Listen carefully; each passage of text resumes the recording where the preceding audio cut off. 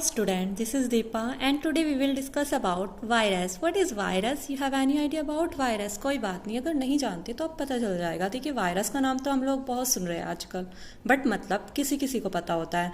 Virus होता क्या है? एक्चुअली ये लिविंग एंड नॉन लिविंग के बीच की कनेक्टिव लिंक होती है। अब नॉन लिविंग और लिविंग क्या होते हैं? लिविंग वो जो सांस ले सकते हैं, चल सकते हैं, मल्टीप्लिकेशन कर सकते हैं एंड रिप्रोडक्शन कर सकते हैं, जैसे हम लोग। एंड नॉन लिविंग जैसे कि आपके पंखे, टेबल्स, ये सब जो सांस नहीं ले सकते, रिप्रोडक्शन नहीं कर सकते, ये सब नॉन लिविंग थिंग्स होती हैं। तो इनके बीच की जो लिंक होती है उसको वायरस बोलते हैं, क्योंकि इसमें दोनों के कैरेक्टर्स प्रेजेंट होते हैं। अब आप बोलोगे दोनों के कैसे प्रेजेंट होती है? तो जब ये फ्री फॉर्म में होगा, मतलब किसी नॉन लिविंग के ऊपर होगा, मान लिया कि मुझे कोई वायरस है और मैंने किसी चेयर को टच किया, तो वो वायरस वहाँ पे पेनिट्रेट हो जाएगा, उस पर लग जाएगा किसी भी चेयर के ऊपर। तो वहाँ पे किस फॉर्म में होगा? वो नॉन लिविंग फॉर्म में। बट अगर वहाँ पे आके कोई और पर्सन अपना हाथ रख देता है, टच कर देता है, तो उसके अंदर वो पेनिट्रेट हो जाएगा। पेनिट्रेट होने के बाद उसके पास खुद का तो कोई सेल नहीं होती है, वो तो सिर्फ न्यूक्लियोप्रोटीन का बना होता है, यानी न्यूक्लिक एसिड प्लस प्रोटीन का कोट होता है। न्यूक्लिक एसिड में भी सिंगल स्टैंडर्ड आरएनए या डबल स्टैंडर्ड आरएनए। ओके, तो खुद की कोई मशीनरी नहीं होती उसके पास कि वो रिप्रोडक्शन कर सके, कोई और एक्टिविटीज़ कर सके। तो वो क्या करता है कि होस्ट के अंदर पेनिट्रेट हो जाता है। होस्ट कुछ भी हो सकता है, हम लोग भी हो सकते हैं, कोई और लिविंग ऑर्गेनिज्म भी हो सकता है जिसके अंदर वो पेनिट्रेट कर जाता है। ओके, तो उसके अंदर जाके उसी की मशीनरी यूज़ करके और उसी के अंदर मल्टीप्लिकेशन करता है। जैसे कोरोना में आप लोगों ने देखा कि अगर कहीं पे टच कर देते हैं तो उससे भी वो फैल सकता है। अगर वहाँ पे वो मौजूद होगा तो आपके अंदर जाके पेनिट्रेट करेगा और आपके ही सेल ऑर्गेनल्स को यूज़ करके वो सारी अपनी एक्टिविटीज़ शो करेगा और आपको ही बीमार कर देगा, है ना। तो अब जब हम वायरस के बारे में पढ़ रहे हैं तो कोरोना वायरस के बारे में भी ज़रूर डिस्कस करेंगे। एक्चुअली कोरोना वायरस का दूसरा नाम कोविड-19 है, इसी नाम से फेमस हुआ। क्या है ये कोरोना? कोरोना का मतलब पहले समझ लेते हैं। एक्चुअली कोरोना का मतलब होता है क्राउन शेप्ड। इसका नाम कोरोना ही क्यों रखा गया? क्योंकि जब माइक्रोस्कोप में देखा गया, इसे स्टडी किया गया आइसोलेट करके किसी भी पर्सन से, तो इसकी स्ट्रक्चर क्राउन लाइक थी, यानी ताज जैसी इसकी स्ट्रक्चर थी, तो इसका नाम कोरोना रखा गया।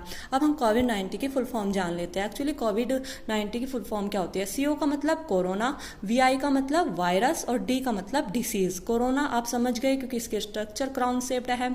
वायरस क्योंकि ये वायरस से होने वाले डिसीज है। वायरस क्यों है ये भी बता दिया। और फिर डिसीज की बात करते हैं। डिसीज मतलब बीमारी, डिसीज का मतलब होता है बीमारी। और 2090 से आपका 90 लिया गया।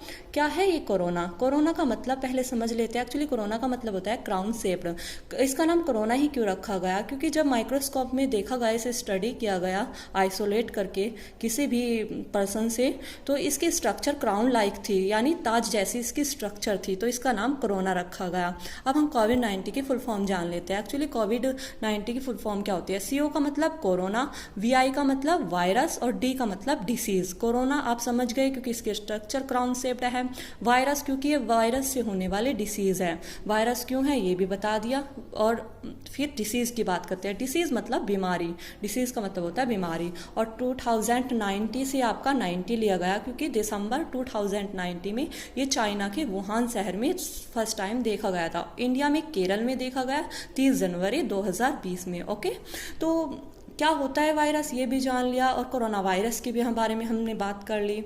अब बात करते हैं कोल्ड के बारे में। देखिए ये जो कोल्ड होता है, हर साल नज़ला जुकाम, ये होता है इन्फ्लुएंजा वायरस की वजह से। ये भी एक वायरस है। आपको जो चेचक वगैरह होती है वो भी वायरस से होती है। तो क्या होता है कि इनके अगेंस्ट हम कोई मेडिसिन नहीं बना सकते हैं, सिर्फ इनके अगेंस्ट वैक्सीन का फॉर्मेशन हो सकता है। अगर मेडिसिन बन सकती तो अब बन चुकी होती कभी का, तो मेडिसिन नहीं बनती इसकी, किसी वायरस की पॉसिबल नहीं है।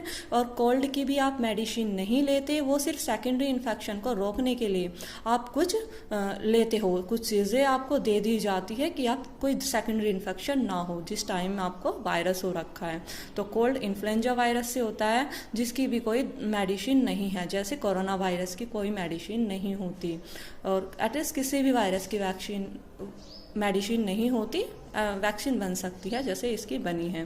तो अब आप बोलोगे कि मैम ये देखिए एंटीबॉडी का फॉर्मेशन होता है। एंटीबॉडी क्या होती है हम इसके बारे में भी जान लेते हैं। अगर किसी पर्सन को पहले कोई वायरस हो जाता है तो उसके अंदर मेमोरी सेल्स बन जाती है, यानी पहचान लेती है उस वायरस को। तो होता क्या है, जब सेकंड टाइम वो वायरस इन्फेक्ट करता है उस पर्सन को, तो मेमोरी सेल पहचान लेती है कि ये तो वही वायरस है, चलो इसके अगेंस्ट एंटीबॉडी बनाती है और इसको किल कर देते हैं। तो अब आप बोलोगे मैम हर साल नज़ला जुकाम क्यों होता है, फिर सेकंड टाइम ये कोरोना वायरस क्यों आया? तो देखिए इसका क्या रीज़न है। जो फर्स्ट टाइम आया था कोरोना वायरस उसकी अलग स्ट्रेन थी, ऐसे ही इन्फ्लुएंजा वायरस जो फर्स्ट टाइम हुआ उसकी अलग स्ट्रेन थी, फिर सेकंड टाइम जब होगा वो अलग स्ट्रेन में आएगा, यानी वो रूप बदल बदल के अपना आता है ताकि उसे पहचान न सके मेमोरी सेल और उसके अगेंस्ट कोई एंटीबॉडी ना बना सके। तो ये रीज़न होता है हर साल होने का आपका नज़ला ज़ुकाम, और साल में कई कई बार भी हो जाता है जिसके अंदर इम्यूनिटी की कमी होती है। Is that clear?